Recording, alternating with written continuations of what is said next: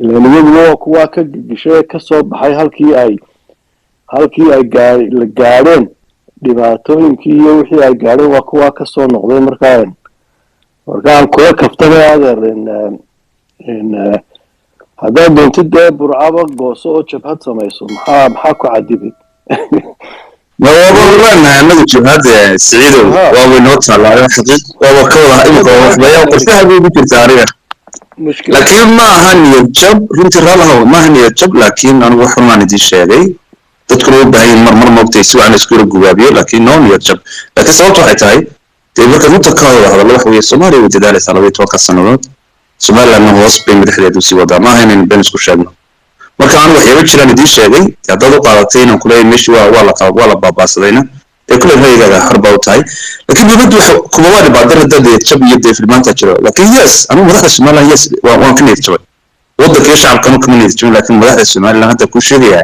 anigu waa ka niyad jabay runba ku sheegaya laakiin waddanka shacabkan kama niyad jabin waana ku faraxsanahay shacabkuni hadleen ilaahay dhulkayga difaacanayna أنا Somaliland أنا بتسمي يوم بدن بكلهم يوم بحين مقطعي قارب بدن ويصير الشيء حدبان الشيء يبقى من لها فدية لكن يريد حاليا إنه قانون نعطيهم صوصي دعوة ما مشان فريقنا كبح حيسو حتى فريقنا كبح هذا هذا غد سعيد واحد تلان هذا كي هربوا من وصل صار وأتكلم عن اللي قصوا صاروا صدق هالسنة صدق هالسنة وقرشة الديارين يروحوا يوم سيدنا سموت شيء يعني مع الدنيا قارب من الديارين يصير دليل وين ما هدير Somaliland عم تكون دقنا سيدي وحلوشي اسمه معناها هذا قرش Somaliland يبان كده عادي هاي وأي اختيار نسا كلمة هنا استعمال يا منك معلومة بالصوت جيان أي شركة الصوت جيان وضد نهاية بالبربرة مركانو أنت Somaliland شيء أنا واحد لا يا كنت أسكور شغله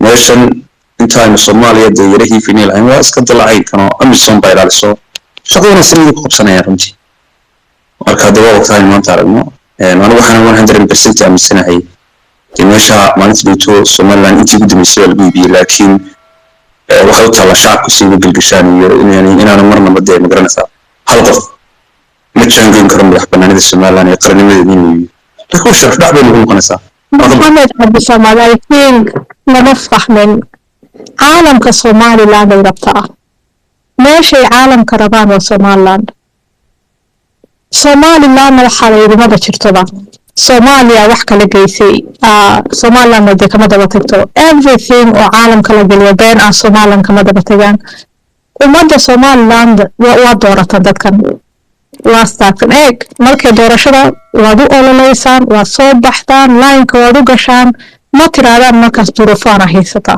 marka baad adeerayaashina waa dooranaysaan what you do everything for them ما تدرون ملا فريدان وحتى هذا إنسان سياسي كان يعني أنا وحنوران لها ميتشبه كل كوبا شفتها واش قيس سايد لكن ده كلام ميتشبه كل هذا معني سودا كان وضع قيمين it doesn't matter واحد ردد هذا إريتريا ديكتاتور أنا بفالحنا حياة أنا شو هيسا ده كان جميع سايد مو أكيد إريتريان كا أو ده ميتشبسن ليش كيسة تنهض إثيوبيا كواد قرع ميسان دوات كل علي واحد حكينا يا I think أمدا Somaliland قيمة هي Somaliland لا هي جرانين أنا تاسن آمن سنة because قيمة هي زاد جران هيدين كماد أوغلات سياسي إنه كعيار Somaliland هذا ما أبنا أذنا نوشي هذا إيجي وان أركي إلي أناك نعذارين يسو ونقولن to shut up people I'm like what the hell man يعني إذن أنا كم ما قدرين يسوق يدو حيرة طواحا لكوير السماء I don't know why she's doing this I think وحيكوسو حديث أنا هذا حلوية ماما إذن أنا قولي إسكتاغن why is she repeating it like a broken record قولي إسكتاغ قولي I'm like what ماما كلا تشوشينو يسوى دي هذا لو حورانيسا شيء كصوماليا لو حورانيسا أنيجا بauthority كيدا أمور دقيس وح كلا دقيسانينا option مركز وحص وديكتاتور عمل مو كوران وحن صوبارا وحن أمرنا وارم مثل reference كي واكل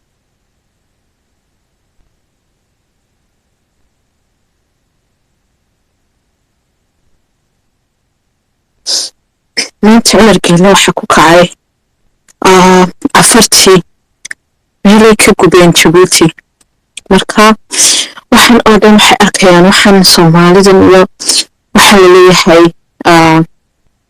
meesha la Soomaaliyeyn iyo waxaasay arkayaan baa umaleynaya walahi dadkan ku shaqaysatay maanta dagaal bay sameeyeen guriyay gubeen mushkiladii baa ka dhacday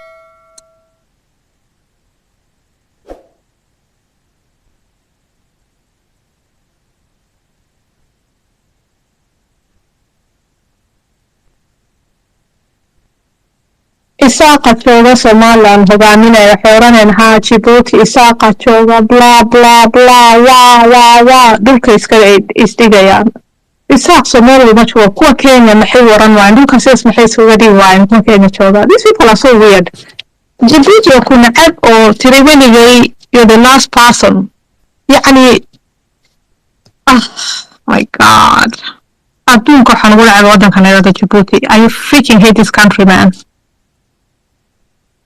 you know adowga koowaad waa iyada because iyada she has independence Somalia waxaan oran karnaa danteeda ku jirta Djibouti iyada maxay ka rabtaa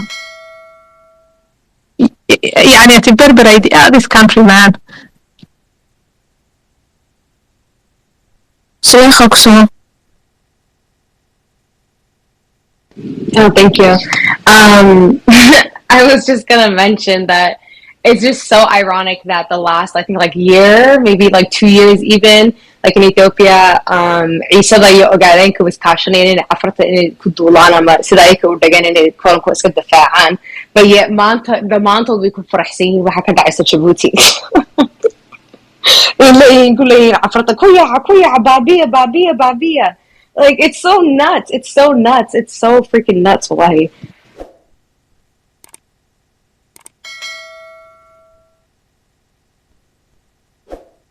بالبلد waxaa jirtay daaradku qaar cafar bay ka haysteen oo yiraahdeen waxbaan isku nahay marka ilmaadeer baan nahay ay yiraahdeen marka sheekadaas baa jirtay laakiin tan maanta waa cajiib oo guryo badan baa la gubay marka iyaga laftigoodii dhib baa ku furantay marka ilaahay dhibtooda ha ku jeediyo ha isku mashquuliyo haynaga mashquulo maxay ahaday odaygaasii Ismaaciil Geele haynaga mashquulo isagii afarta hadday ku kacdo way baabiinayaan welibana yaa ka difaacay Isaaqa ka difaacay kala xog kama difaacday haddana eeg Djibouti dastuurkeeda kaliya waxaa ku jira kuma jiraan gadaboosiga iyo Isaaqa kuma jiraan Isa iyo waxaa ku jira iyo afarta inay yihiin dadka aswiga ee meesha leh marka inta yani iyagu xanaaqsan yihiin ta kale iyaga laftigooda way baqanayaan marka waxaa la yidhaa sheekadan Soomaali la wado laga sheekeeyo waana cunsuriyade waa waxa dadkeena lagu yidhi dadkeena ay kugu odhanayaan qaarkood baa odhanaya waa minority maxay ahayd afartu waxaasina waxba kama jiraan afartu ma ciyaaraan way yaqaanaan way gurguracaan haddii faraha la soo geliyo marka taas kuwa ku mashquulaan maanta wallahi mid ma samayn karo odaygan Geele waa dictator bas markay gaadho xagga cafartii waxaa saxba kuma samayn karo way yaqaanaan si eedaba ku qoraan iska celiyaan maanta taas baa waa arkay dad badan ka warwarayaan yani Djiboutiyaanka maxay xaggaas bay kaga furantay waa intuu inaka raba inayna baabi'iyaan kuwa Soomaalida ay doonayaan rabaan inagayna baabi'iyaan ma aqaani waxay cadow noo leeyihiin danayba aan jaar nahayn weligeed jaar ahayn laakiin waxay ila tahay aniga garanaysaa waxa keenaya inaka iska dhigayna halbildaaf yani waxaan iska dhigaynaa dad dhulkaas dhigaynaa markastoo dhulka isdhigtid dawalgu la culubiya cidina kuma jeclaanayso waa xaylata dhibaatada ugu weyn xaggaas ka imanaysa yani ma aqaano iyadoo madaxdeenu dad sare yihiin haddana ma sareeyaan ta kale eeg iminka dadka meesha degan oo dhan waxaa la arkay siyaasi Somaliland ka tagay khaayin wadana حتى Soomaaliya khaayin wadan kama yimaado حتى saxafiga ka yimaada ee yiraahdo Somaliland ma support gareynaya khaayin ma wadankiisa ma khiyaameeyo Soomaaliya ma caayo yimaada hargeysa isku jooga wuxuu Somaliland ma support gareynaya laakiin ma caayo wadankiisa inaga eeg dumar baa tegaya khaayin wadana wadankooday caayayaan waxaa tegaya maxaydii saxafi wadankiisa waa caayayaa niga dhibaatooyin bayna haysataa yani dhibaatada weynayna haysato dadkan dhan ee sidan maxaan ku sameynaa sidee loo bedelaa wataasi wallahi ina haysataa maaha un madaxda iyo oo wax soo waqacaysa iyo waxaas un maaha laakiin dhibta ugu weynayna haysata waxa weeyaan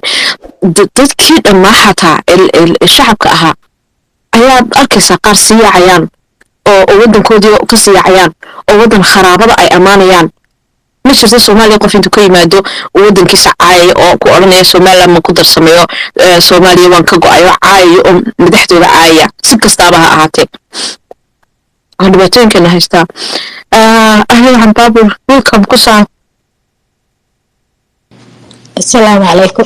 No, I just came here to talk about Djibouti because, you know, Djibouti, they're very stupid. They're making stupid bet by helping Somalia. The day Somalia is following Somaliland, they're going to be kicked out.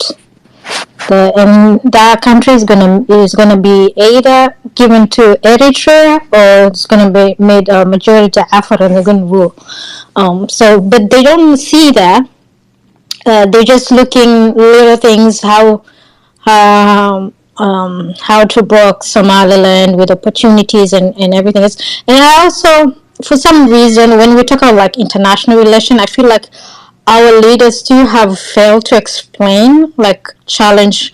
I think he's a reasonable guy. He's a dictator, but I feel like in our own side too, we failed to really articulate it in terms of what is Djibouti, how Djibouti can see the potential of us getting recognition and things like that. We failed to do that. We said the same thing we failed to do with Ethiopia, like all these countries that are our neighbors, that we could shape them toward us. It's just, it feels like we are actually shaping them forward because all we care is ego sour.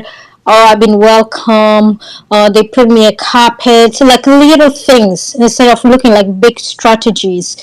At the moment right now, they're looking what we need. We need Ethiopia only to trade with us with Berbera. It's like, no, you've been having relationship with Ethiopia for almost since I think in the 90s when Egal, I think of all the people who achieved big things from Ethiopia was Egal because he even signed a security pact. But it was, you do one thing, you improve on it, and you're improving, your final goal is recognition. So since he died in 2001, I think so, 2002, until today, nobody has able to elevate to the final goal, which is recognition, and that's a lot of years. I think it's almost like 20-something years. So it just shows that there's a lot of short-sighted people who don't think big in Somaliland. I actually provided a plan. How could we bring Djibouti to our side and how to show Djibouti the importance of us on not having Somalia. But we felt rest Somalia are going to Djibouti and explain to Djibouti how they're important than us. Like, it's just like so silly. Like, if Somalia take this place, what are they going to make sure? They're going to make sure they're taking Berbera, and they're going to make sure Berbera is become bigger than Djibouti, you know? Like, they don't think like that. But you can have actually, I'm not going to explain the details of the proposal, but it's very, very articulated. And I put it together and everything and show why if you pick Somalia, this is the result. And this is the biggest result that you can get from Somaliland. But I even share with the people on top. Nobody's even... That's why I'm like, I feel like it's not about having the concept how to do these things. Is more like there are people who, for some reason, they took the place of being subordinate, being subservient, instead of being the leaders, you know. And the worst thing you could have as a human is to be a follower than being the one who's leading. It's the worst thing that you can have. You can see even in your own life, like, if you take the place of being a follower instead of being the leader, you will see when it will affect your own personal life. Forget about country leaders, president and minister and things like that. So a lot of our political elites, they just want to be followers than being the one who lead. And that's the problem. But we could resolve all these issues of Djibouti and how to articulate for them the importance. But Somaliland is going downhill, and I hope it's not gonna happen. But if it does, let's make it if. Djibouti is gonna learn the lesson. The best thing they could have is to allow Somalia to be recognized as their neighbor. They're gonna learn so in difficult ways and in the worst way ever. And because it's not just going to affect the Isa in Djibouti, it's going to affect the Isa in Ethiopia too. It's going to affect them big time. But they don't see those things because they've been shaped to another concept that coming from Somalia for several years now. And it was planned by Abdullahi Yusuf. Imagine that. You are the neighbor, Somaliland. You have... This is the problem of Somalia. Even the ones who in Djibouti, I don't know what they're doing over there. I'm not from Djibouti.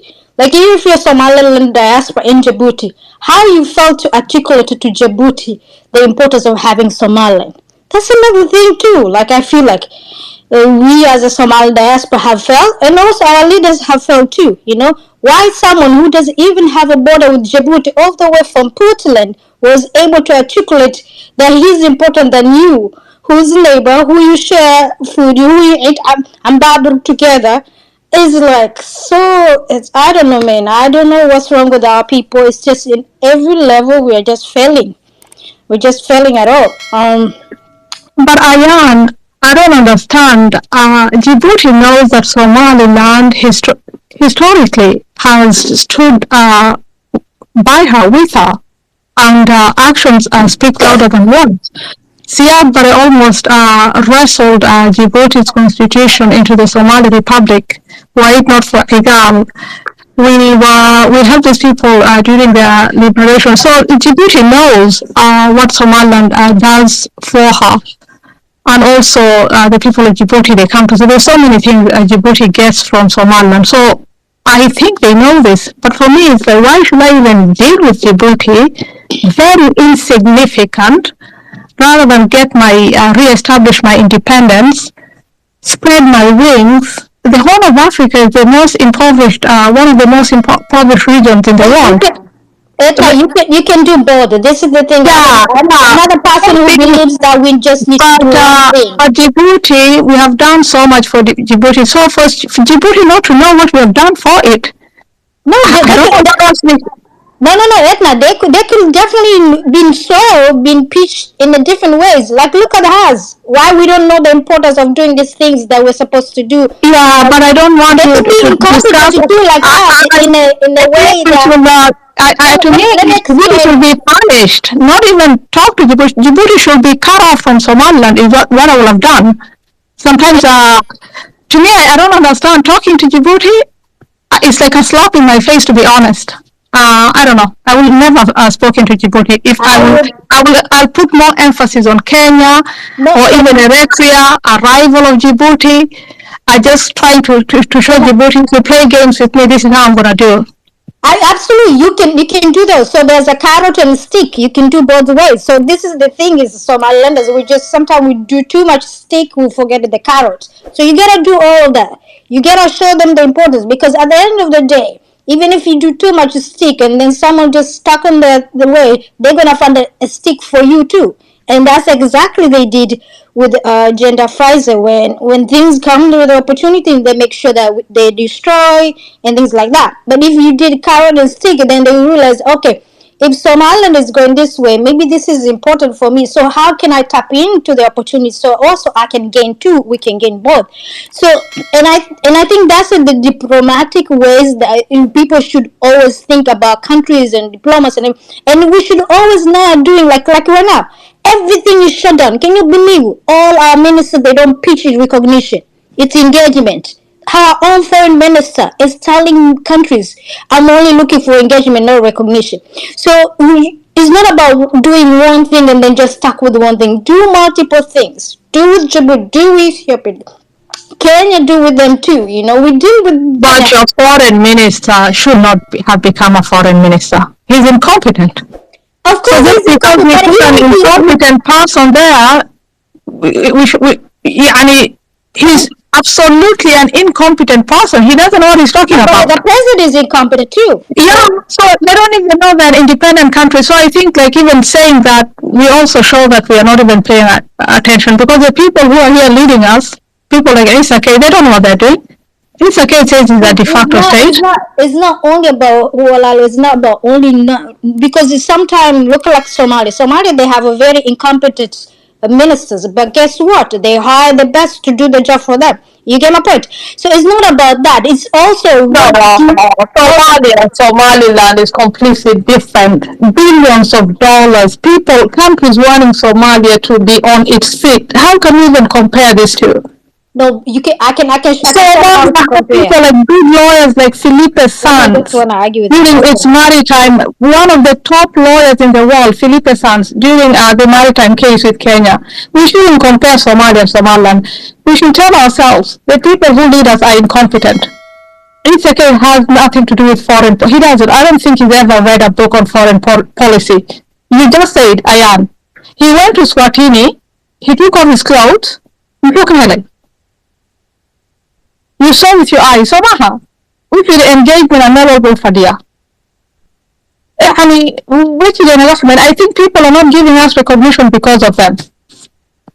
No, but Walalo, I know because I've dealt with these people and I give them. Forget about you. Talk about Somalia has $1 billion. Somaliland got a big proposal and say no. So this is what it's not about all incompetent. These people don't want Somalia to get recognition. You have to understand that, Edna. I think you feel you still have a hope, like they care about Somalia. No, they don't. Musabi doesn't want Somalia to be recognized. I can tell you that. To the point. So it's not only about incompetent. That's why I say if you have an incompetent, you can always hire. And guess what? You can hire people who doesn't need millions. You can give them 100K a year. A good salary. Working in Africa. It's a good story, and you can find an expert who can do that for you, you know? Anyways, so it's not about billions, because they spend almost like 10 millions for recognition. Where it goes? The 10 millions. 10 millions is a lot of money. It's a lot of money, you know? Imagine you can even hire 10 people, you pay them 100K a year. Then you're gonna get your things together. So it's not about money. It's not about.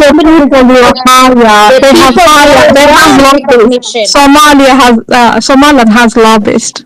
Somaliland has representatives in like many countries. But these people, look at the UK representative office. Look at their pamphlet about Somaliland and its case. Look at the one in Washington. The one in Washington.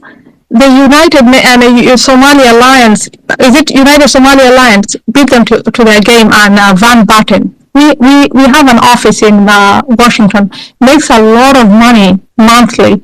So they do have representatives. They spend a lot of money. But nothing comes out of it is the question. What comes out of it? They don't want recognition, Walalo. Okay, so all these years, these people didn't want recognition. So why don't they just go to Somalia? Why are they playing games? No, of course that's the meaning of malls. What the meaning of malls? Where malls come from? Malls, they have to work within the system. That's what it is. So we have malls everywhere. That's the reality everyone needs to understand. Let me tell you, I always remind people in the 90s until he passed away. I like Somaliland at that time. Because the Somaliland at that time, they always believed Igal was Fakash. And always, he has to prove himself he's not Fakash. That's the best accountability you can do. So in here, we think Musabi has a good name for Somaliland. He wants recognition. It's okay. No, we need to make sure that we think all of them are Fakash. And they have to prove us wrong. That's all. That's how you're going to get accountability. Why he did all those things that we always say, he was going in the good ways. Because people at that time in Somaliland, they will go and tell him you are Fakash. Prove us wrong. And then he has to do 10 times to prove them wrong. But here we think Musabe wants recognition for us because he is a Hessian name. No, he's a Mo. He's a Fakash. So we need to start calling them that. It might look very sensitive. It might look like, oh, she's just I talk. No,